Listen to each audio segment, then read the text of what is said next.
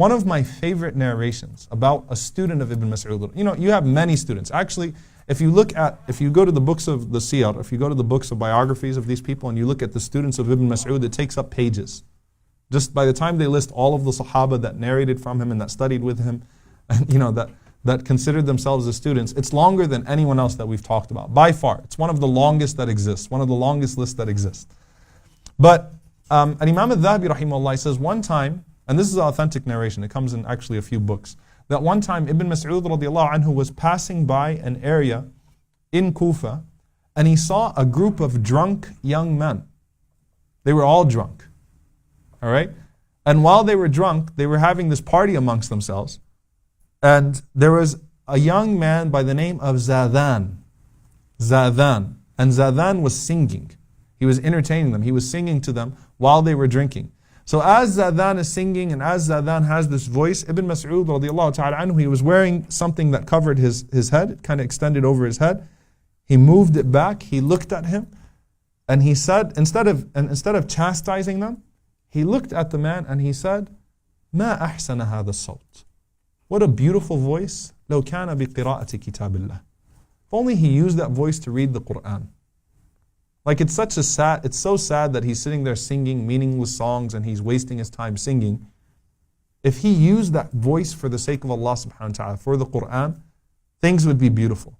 He covered his head again. He walked away. Zadan, he noticed that the youth kind of got intimidated by his presence. So Zadan said, "Man kana hadha?" Who was that? They said, "That's Ibn Mas'ud radiallahu ta'ala anhu, one of the companions of the Prophet sallallahu alaihi wasallam." And he said, وَمَاذَا قال? What did he say? He said, "Ma ahsana hadha as-sawt." What a beautiful voice. لو كان بقراءة كتاب الله. If only he used it for the recitation of the book of Allah subhanahu wa ta'ala. Zadan was carrying a oud. He was carrying an instrument. Kasar al-oud. He broke his instrument. And he ran after Ibn Mas'ud radiallahu ta'ala anhu.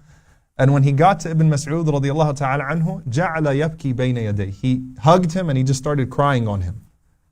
And subhanAllah, he just kept on crying on him and crying on him and crying on him. And Ibn Mas'ud radiallahu ta'ala anhu, he took him as a student. Zadan became one of his greatest students.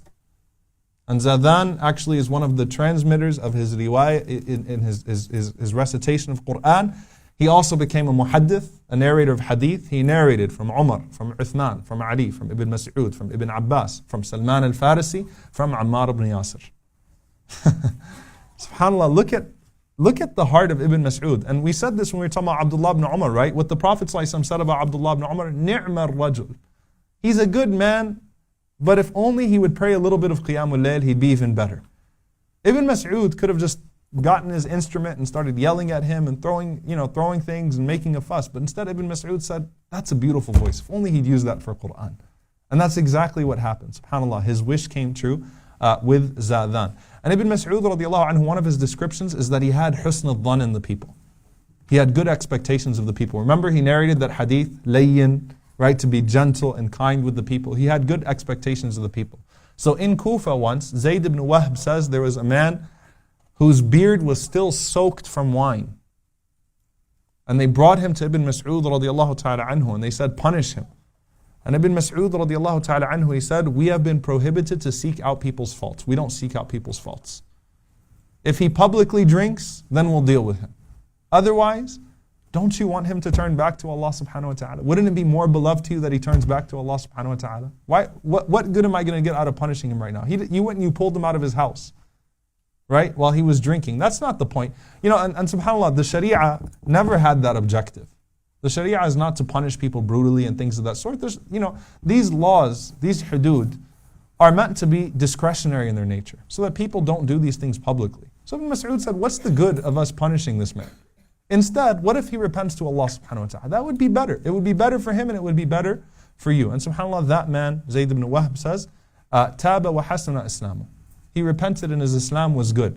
And one of the things that Ibn Mas'ud radiallahu ta'ala anhu said, he said, if I mocked a dog, I would be afraid that Allah Azza wa Jal would transform me into one. Don't mock the people. If I mocked a dog, when you see people that are really bad, falling, and you make statements about them, be careful. Allah Azza wa Jal might make you commit the same sin as them. Don't mock the people. Right? Have husn al-dhan in the people, instead see good in the people. He also had incredible humility. Alright? Now I want you to imagine, all right, who's the greatest scholar in the world? Nu'man Ali Khan, of course, right? You know? No, but seriously, all right, let's just take anyone that you love. Take any teacher that you love. Let's say that you're with your teacher and you're in the marketplace, right? You're in the mall, and somebody robs him. All right? Aren't you going to take it like personally, someone that you love, you know, that taught you a lot about the religion, and somebody robbed him, someone stole from him? It would really hurt you. You'd really get upset about it. Okay? Ibn Mas'ud radiallahu anhu is in the marketplace and he's a small man. So you know, a robber found it really easy to take his stuff from him. So literally he's in the middle of the souk. Can you imagine Ibn Mas'ud, out of all people, the guy that had that used to carry the sandals of the Prophet ﷺ, someone had the audacity to steal from him and run away. And when that happened, everyone just got so angry and upset. They wanted to find this man and kill him. So there was this loud uproar, and people were like, we're going to find him and we're going to kill him. Right? We're not just going to do the hadd on him. We're not just going to cut his hand off. We're going to kill this man. Like, how dare he? You know, what kind of person is this to steal from Ibn Mas'ud radiallahu anhu? Ibn Mas'ud radiallahu anhu, he starts screaming to everyone to stop. And when it gets quiet, he makes everyone settle down. Quiet. Everyone gets quiet. Then he goes, Allahumma in kana miskinan. Oh Allah, if he was a poor man. فَبَارِكْ لَهُ فِيمَا أَخْذَ مِنِّي. Bless him in that which he stole from me. If he was a poor man. Subhanallah. And he made a dua to Allah subhanahu wa ta'ala. Allahumma ujurni fi musibati wa khuluf li khayran min. What the Prophet ﷺ taught, that when you lose something, say, oh Allah, compensate me for my tragedy and give me something better than that which was taken away from me. Khalas, don't go find this man. Leave him alone. That's Ibn Mas'ud radiallahu ta'ala anhu. That's the amount of humility. He also narrates the hadith of the Prophet ﷺ that Rasulullah ﷺ said that the closest to Allah subhanahu wa ta'ala on the day of judgment would be those who are closest to the imam on the manbar. Now sisters are probably like, well, that's not fair. The meaning of the hadith is not literally the closest to the imam on the manbar, it means the first to the masjid. All right, that's actually the meaning of the hadith. It's not actually physical. That doesn't mean go sit on the wall, right, on purpose. No, but what it really means is that the person who gets to the masjid first, who rushes to the remembrance of Allah first. So Ibn Mas'ud radiallahu ta'ala anhu, Masruq says, no one ever got to Jum'ah before him. Nobody ever got to Jum'ah before him.